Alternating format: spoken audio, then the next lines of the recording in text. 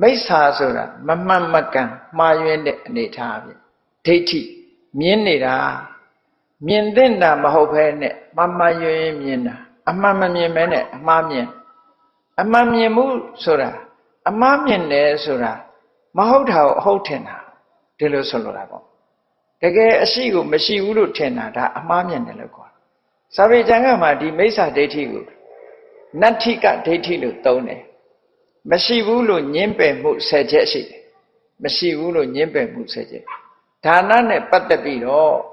ဒါနရဲ့အကျိုးတရားမရှိဘူးလို့ညင်းပယ်မှုက3ခုရှိတယ်ဒါနကို3မျိုးခွဲလိုက်တာနတ္ထိဒိဋ္ဌံနတ္ထိယိဋ္ဌံနတ္ထိဟုတံပေးတာကမ်းတာလှူတာတန်းတာမှန်သမျှနော်အကြီးအကျယ်လှူတာတန်းတာမှန်သမျှဘာတစ်ခုမှအကျိုးမရှိဘူးလို့ဒီလိုမြင်တာက3ခုအဲ့ဒါဟာအကျိုးရှိရဲ့တန်းနဲ့မရှိဘူးလို့မြင်တာကအမှားမြင်လို့ခေါ်တယ်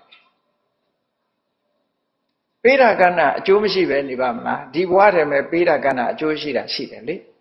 ကိုပေးလိုက်လို့ရှိရင်ကျန်တဲ့တစ်ဖက်သားပုဂ္ဂိုလ်ကကိုယ့်ပေါ်မှာစိတ်ညွတ်လာတာဒါအကျိုးပဲလေ